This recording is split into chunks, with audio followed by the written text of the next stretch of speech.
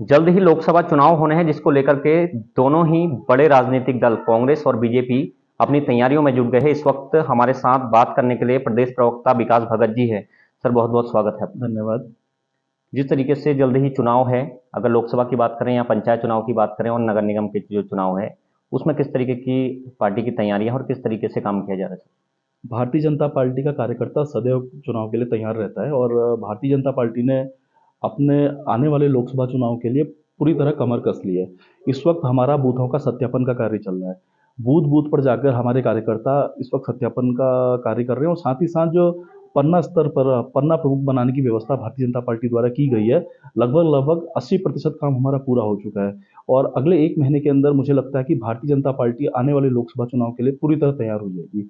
इसके साथ ही साथ जो पंचायत चुनाव और निकाय चुनाव की आप बात कर रहे हैं, हम लोकसभा के साथ-साथ पंचायत और निकाय चुनाव के लिए भी पूरी तरह तैयार हैं और मुझे उम्मीद है कि आने वाले लोकसभा और निकाय चुनाव में भारतीय जनता पार्टी शानदार जीत दर्ज करने जा रही है। एक बड़ा मुद्दे की अगर बात करें, जमरानी बांध लगातार पिछले लंबे समय से चला आ रहा था, लगभग 45-50 वर्ष से हो चुके थे। अब जाकर कहीं न कहीं केंद्र से हरी झंडी मिली है। किस तरीके से देखते हैं, कितना लाभ मिलने जा रहा है अगर यहाँ की बात करें तो? मैं समझता हूँ ये बहुत खुशी की बात है कि जमनानी बांध को केंद्र सरकार द्वारा मंजूरी मिल गई है। हमारी केंद्र सरकार की कैबिनेट ने मंत्रिमंडल ने इसको मंजूरी प्रदान कर दी है और इसके लिए मुख्यमंत्री श्री पुष्कर सिंह धामी जी द्वारा अथक प्रयास किए गए। समय-समय पर हम सब कार्यकर्ता भी उनसे लगातार यह बात करते थे कि जमनानी बांध को मंजूरी मिलना बहुत ज़रूरी है। साथ ही साथ जो हमारे सांसद हैं, रक्षा राज्य मंत्री अजय भट्ट जी, उन्होंने चुनाव जीतते ही लोकसभा में इस विषय को उठाया था। तो मैं ये समझता हूँ कि जमनानी बांध को मंजूरी मिल जाने से इस जो भाबर की जो समस्या है, विशेषकर हल्द्वानी की, यहाँ पेयजल की बहुत किल्लत है। मैं ये समझता हूँ कि जमनानी बांध बन जाने से हल्द्वानी में पेयजल की समस्या का समाधान हो जाएगा। आपने भी देखा होगा, आप भी हल्द्वानी के निवासी हैं। तो लगातार जो हमारे जो जितने नलकूप यहाँ लगे हुए हैं, उनका वाटर लेवल नीचे जा रहा था। साथ ही साथ जो स्रोत हैं आस-पास के हमारे गाँवों में, वो लगभग-लगभग सब सूख चुके हैं। तो उनके सूखने से पेयजल की काफ़ी किल्लत थी। इसके अलावा किसानों को भी एक बहुत बड़ी समस्या थी कि सिंचाई के लिए सिंचाई के लिए पानी उपलब्ध नहीं हो पा रहा था और ये हल्द्वानी की ही नहीं, हमारी तराई की और उत्तर प्रदेश के कई जिलों की भी समस्या थी। तो ये जो जमनानी बांध का जो निर्णय केंद्र सरकार ने लिया है, इससे हल्द्वानी, नैनीताल जिले के साथ-साथ ऊधम सिंह नगर और उत्तर प्रदेश के कई जिले मुरादाबाद, रामपुर, पीलीभीत, कई जिलों को इससे बहुत ज़्यादा फ़ायदा होने वाला है। वहाँ किसानों को इससे बहुत लाभ मिलेगा। साथ ही हल्द्वानी की पेयजल की समस्या का समाधान होगा और मैं समझता हूँ कि जमनानी बांध के बन जाने से यहाँ पर्यटन के क्षेत्र में भी काफ़ी स्कोप रहेगा और पर्यटक गतिविधियाँ यहाँ बढ़ेंगी और साथ ही साथ बिजली उत्पादन का भी इसमें प्रावधान रखा गया है। तो मैं समझता हूँ कि हम नैनीताल जिला विशेषकर जमनानी बांध के बन जाने से उत्तराखंड के अग्रणी जिलों में आ जाएगा। अगर चुनाव की बात करें तो कितना लाभ मिलने जा रहा है, क्योंकि एक बड़ा राजनीतिक मुद्दा ये कहीं ना कहीं हर चुनाव में होता था। अब किस तरीके से देखते कि भाजपा को कितना इससे लाभ मिलने जा रहा है? देखिए, 1700 करोड़ की योजना है और केंद्र सरकार ने इसमें 90% स्वयं कहा है कि वो खर्च करेंगे और 5% उत्तर प्रदेश और 5% उत्तराखंड इसमें वहन करेंगे। तो जनता को समझ में आ रहा है कि मोदी जी का उत्तराखंड से कितना प्रेम है और मोदी जी कितना उत्तराखंड के लिए चिंतित रहते हैं, ये आपने उनकी आदि कैलाश यात्रा में भी देखा होगा। तो ये उत्तराखंड का जो हमारा जनमानस है, यहाँ का जो बच्चा-बच्चा है, वो जानता है कि मोदी जी उत्तराखंड के बहुत हितैषी हैं। तो निश्चित तौर पे भारतीय जनता पार्टी को चुनाव में इसका बहुत फ़ायदा भी मिलेगा, हमें लाभ मिलेगा और लाभ का ही विषय नहीं है कि जनता को भी इसमें सहूलियत मिलेगी, जनता को भी इसका लाभ मिलेगा। तो हम चुनाव के फ़ायदे के लिए जर्मनी बात नहीं बना रहे हैं। जर्मनी बात बनाने का निर्णय हमारा 4 दशक की लड़ाई है, भारतीय जनता पार्टी ने वो लड़ाई लड़ी है और कांग्रेस ने, मैं ये देखता हूँ, जब-जब कांग्रेस सरकार में आई, उन्होंने जर्मनी बात के मुद्दे को ठंडे बस्ते में डाला और जब-जब भारतीय जनता पार्टी की सरकार इस प्रदेश में आई या उत्तर प्रदेश में आई, जब हम उत्तर प्रदेश में थे, तो भारतीय जनता पार्टी ही थी जो जर्मनी बात बनाओ की बात करती थी।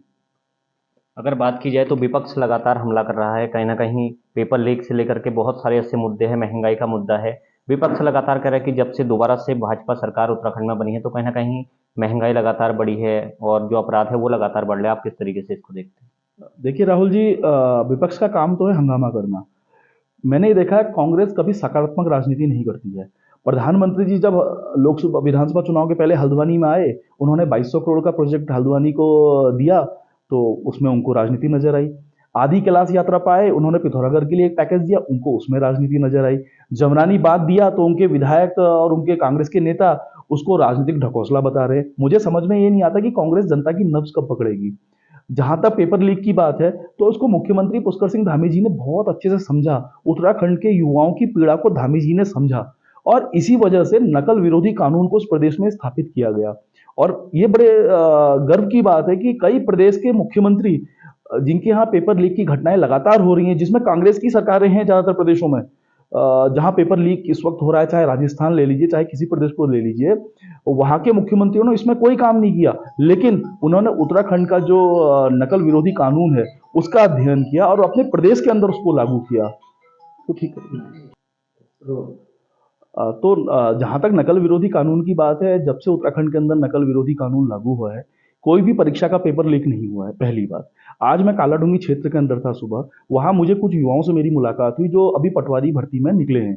तो वो धामी जी का बहुत धन्यवाद कर रहे हैं कि उन्होंने हमें इतना अच्छा कानून दिया जिसकी वजह से आज वह इस परीक्षा को पास कर सके हैं। तो मैं ये समझता हूँ कि उत्तराखंड बनने के बाद अब तक सरकारी जो नौकरियां थी, सबसे ज्यादा जहां भर्तियां हुई हैं इस सरकार के अंदर हुई हैं। तो कांग्रेस के पास तो कोई मुद्दा है नहीं, तो कांग्रेस अनलगल आरोप लगाएगी। उनको जो युवाओं को सरकारी रोजगार मिल रहा है उनको वो दिख नहीं रहा है, तो या वो देखना नहीं चाहते हैं। तो मैं ये समझता हूँ कांग्रेस के पास कोई मुद्दा नहीं है।